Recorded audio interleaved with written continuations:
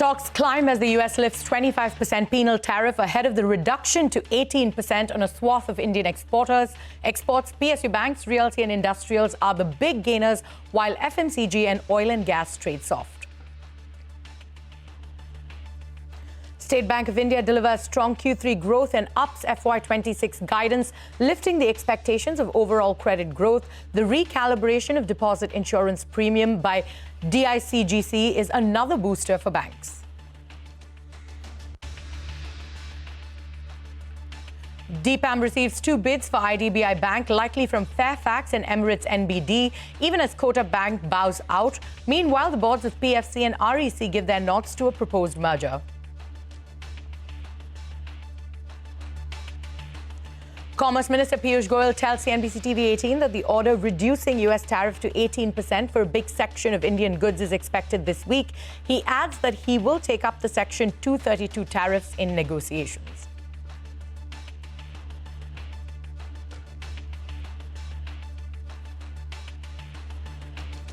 Hello and welcome to Business Lunch, live from the CNBC TV18 Motilal Oswal studio. I'm Arundhati Ramanan.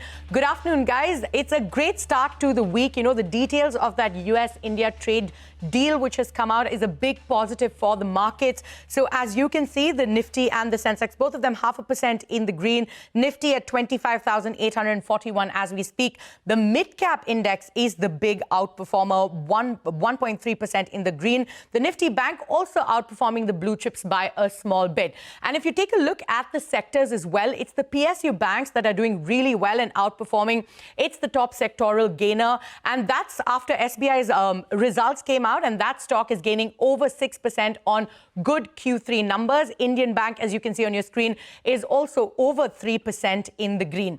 And if you take a look at some of that stock-specific action, we've got Kalyan Jewellers, which is rallying after a strong Q3 number. It's 12% in the green, whereas Keynes Technology, which actually saw some profit booking on Friday after its numbers came out, is actually gaining in trade now after brokerages turned positive on the stock. We've got a whole host of sectors that are also in the green today. We've got the realty pack that's doing really well.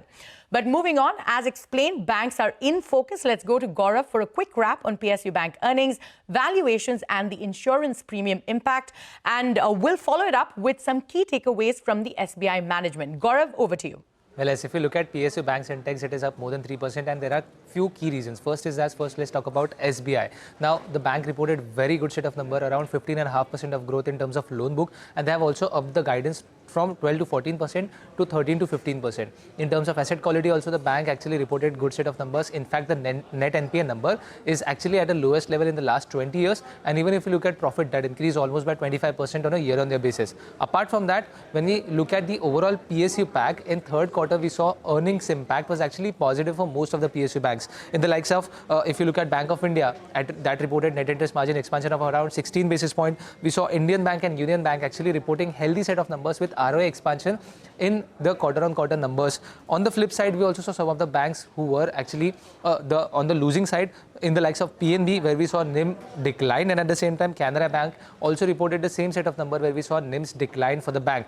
But apart from the earnings, there is another trigger which is playing out, not for just PSU banks, but for the entire pack of banks, and that is the reduction in DICGC insurance premium. Remember, when we look at the retail deposits, there is a insurance of up to 5 lakhs for retail deposits, and for that banks pay a premium which was around 12 paisa for 100 rupees worth of deposits. Now, RBI has reduced this deposit premium for the bank from 12 paisa to as low as 8 paisa, and they are also going to categorize the banks in 4 categories, and this premium will be different for each category, which is something positive because analysts believe that that can actually build around 1 to 2% growth in PAT, and at the same time around 4 basis point of increase in ROAs. They also believe that this is going to be positive for PSU banks specifically because the OPEX cost is higher for PSU banks. And if you look at valuation as well, for an instance, let's take an example of SBI.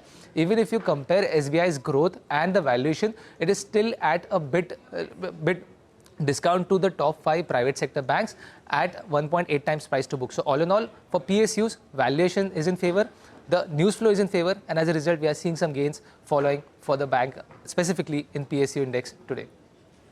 All right, Gaurav, many thanks for those details. And SBI Chairman C.S. Setty tells CNBC TV18 that the lender now eyes FY26 credit growth to be between 13 to 15% versus 12 to 14% earlier. Take a look. The credit growth has come across the sectors. Every business segment has contributed. In fact, the corporate also had rebounded almost 13% corporate credit growth and across RAM segment. Every segment of RAM has contributed double-digit growth. In terms of the guidance, yes, we are upping the guidance from 12 to 14 to 13 to 15% for the current financial year on an aggregate basis. I don't want to go beyond the current quarter. I think we need to look at, there are so many positives in terms of the trade deals, in terms of the budget announcements, in terms of the monetary policy related announcements. I think everywhere I see a greater opportunity for State Bank of India. I think we are sticking to the NIM of above 3%. For the current, the full year NIM would be around above 3%. And on the credit costs, I think our earlier guidance was 50 basis points. We are still sticking to it. There are not going to be any surprises on the asset quality side. So that's the latest on SBI. Now, a whole host of other stocks are also moving in reaction to their third quarter numbers. Upasana is here with a roundup of all of those companies. Upasana? Well, firstly, let me start with Tata Steel. Overall, in-line set of numbers reported by the company. Revenue has seen an uptick of 6% on a one-web basis. Margins stood at 14.4 versus the poll of 13.6%. Now, Shipping Corp also in focus on the back of its Q3 numbers. Exceptionally, a quarter in terms of bottom line growth led by the company's tanker segment, which drove the PAT above. Now, revenue has seen an uptick of 22%. EBITDA margins stood at 42% versus 27% on a one-web basis. And as mentioned earlier, PAT has seen a very high uptick of nearly about 4.3 times. Next up is Kalyan Jewellers. Again, a strong set of numbers. Revenue has seen an uptick of 42%. Margins up 140 basis points at 7.3%. PAT has seen an uptick of 90% on year-on-year basis.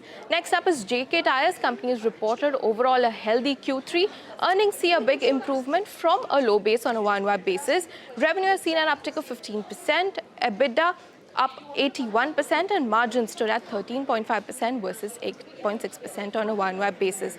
Next up is Crompton, largely in-line set of numbers. The ECD performance of the company is well better and beyond the street estimates. Now, company's revenue has seen an uptick of 7%. EBITDA margin has seen a downtick of 50 basis points, but largely in line with the poll of 8.9%.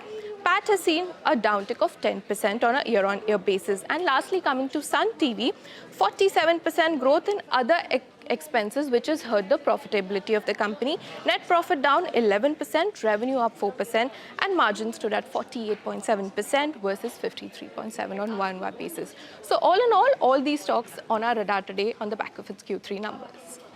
A whole host of stocks there that were on our radar based on their Q3 numbers. All right, thank you, Upasana, for taking us through those details.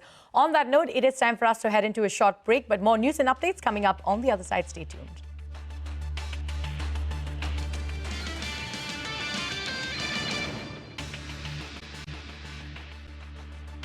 Welcome back. You're still with us on Business Lunch. Let's get you some updates on the India-US trade deal. Commerce Minister Piyush Goyal exclusively spoke to CNBC TV18 on when the new tariffs would come into effect and also detailed how the deal protected India's sensitive agricultural sector. Take a look. I would suspect any day during this week, the executive order to reduce tariffs to 18% should be coming out. It would require a signing by the Honorable President of the United States of America. But now having entered into the framework agreement and all terms being finalized, I see no difficulty in that. There are many goods which will get zero duty tariff. Some are already going at zero duty, some more will come at zero duty. In the aggregate, my sense is about half the exports will become zero duty, zero reciprocal duty in terms of tariffs. 10 or 15% would probably be sectoral tariffs, which for steel, aluminium and products and derivatives of that, in some cases could be as high as 50%. But then they'll have to look at how much is the steel or aluminium content, and accordingly it will be a calibrated or a calculated import duty as a Section 232 tariff, not as a reciprocal tariff. Everything else will be at 18%. Right. All the areas of mass production where we are self-sufficient and which really the larger part of farmers are producing, like meat, poultry, all dairy items, rice, wheat, sugar, all types of GM products are not covered under this agreement. They have been excluded, and the farmers are completely protected from any sort of imports with the high import duties that we impose on them. So I really think the farmers have nothing to worry. It is a few political vested interests or naysayers who are misguiding them. And I would like to appeal to all farmers and farmer organizations to carefully assess, and they will find that our farmers are fully protected. Stocks of exporters are also surging after the terms of the India-US trade deal were revealed. Vinny tells us more on this. Vinny? Hi, yes. So yes, all the exporter stocks have been in focus since the US trade deal announcement have come in, and now obviously more details have come in as well, right? So in terms of the segments that will benefit, textile, chemicals, autos, auto ancillaries as well, then seafood or shrimp stocks that we talk about, as well as solar energy stocks. All these are the key sectors that benefit. Now in textile, look at the names that come up on your screen. You have Gokuldas Export, Welspun Living, Indo-Count Industries, Pearl Global, Arvind Limited, KPR Mills. All of them see a good benefit. All the margins of all these companies were impacted in the last few quarters because of the impact of tariffs, higher tariffs. You know, it was 50% tariffs that they were paying, including the penalty. Now the effective rate that comes down to 18% would surely be a positive in terms of the margins as well as business. That becomes at ease as well. The clients, they will continue to be there. There will be no change in terms of moving to other countries or sourcing from other countries. So positive for textile companies. Chemicals, we have Indian chemical exports to US. That is around 20% of the total exports. That is valued at $6 billion, an important sector there. So SRF, PI Industries, Aarti Industries, all of them will see a benefit.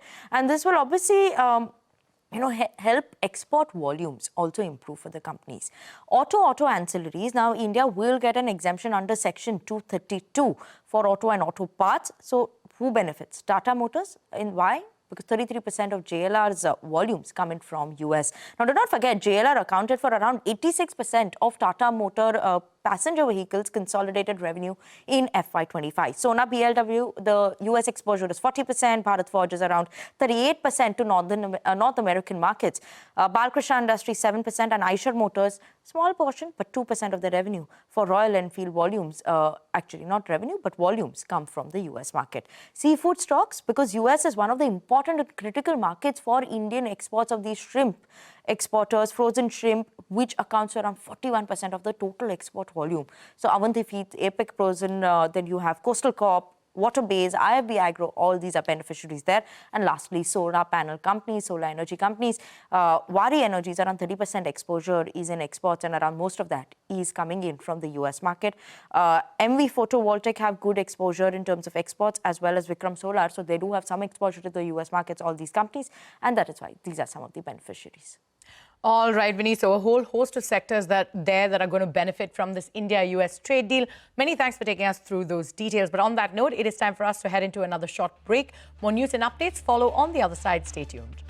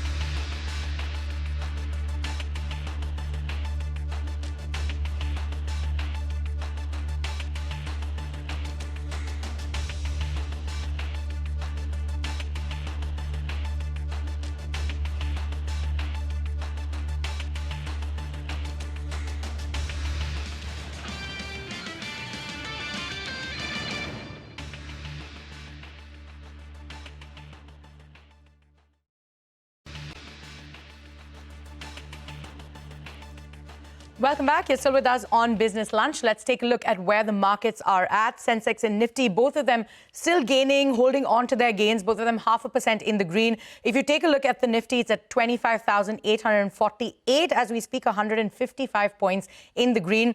The mid-cap index actually outperforming the blue chips, 810 points in the green. It's about 1.3% higher, while the Nifty Bank also doing well. In fact, the top Nifty gainer is SBI, which is 6% in the green after its very strong Q3 numbers, and it's PSU banks that are leading the up move on the Nifty. And if you take a look at that advanced decline ratio, we've got 2,410 stocks advancing for 545 stocks declining. So clearly in favor of the advances. But moving on, let's also get you updates on the IDBI Bank divestment. Sources tell CNBC TV18 that 2 bids have been received by the government, while Kotak Mahindra Bank has not bid for the bank. Ritu Singh is here with all of those details. Ritu? Well, it's been a long wait, hasn't it? And now the IDBI Bank disinvestment process is finally moving ahead with 2 bidders coming forward to submit financial bids for the bank. We understand from sources that Fairfax and Emirates NBD are the 2 players that have made bids, while the third suitor, that is Kotak Mahindra Bank, has disclosed to exchanges that it did not submit any offer for IDBI Bank. Remember, we were the first to report on these 3 potential suitors back in 2024, but now with Kotak Bank out of the race, the contest has narrowed down to these 2 foreign players. Now, Fairfax is seen as the front runner, given Emirates NBD may already have its hands full with the RBL Bank acquisition. The government has also officially confirmed in a statement that financial bids have been received and these will now be evaluated as per the procedure. Now, sources do indicate if Fairfax emerges as the winning bidder, it could explore a potential merger between IDBI Bank and CSB Bank, where Fairfax is already the promoter, although that is going to be a post-acquisition decision that will be subject to various approvals. A few key guardrails to keep in mind here. The government, of course, retains the right to reject any bid in consultation with the RBI. Number 2, all of the bids had to be unconditional, so any conditions attached are going to make the offer invalid. And 3, once submitted, the bidders cannot seek any changes to the share purchase agreement. Now, in terms of the transaction size, the government is looking to sell 60.7% combined stake in IDBI Bank, where post-divestment, the government will retain 15% and LIC another 19% in IDBI Bank. Now we have to wait and see which of the 2 offers a better proposition for the government. All right, Ritu, many thanks for those details. But in some global news updates, Japanese Prime Minister Takaichi's coalition won a landslide victory in the Japanese snap election results yesterday. Takaichi, who is Japan's first female prime minister, capitalized on a high approval ratings with the snap election, with a coalition winning a supermajority of 2/3 of seats. The victory paves the way for tax cuts to boost the economy and bolster military spending aimed at countering China. And with that, it is a wrap on this edition of Business Lunch. Midcap Radar takes all the action forward.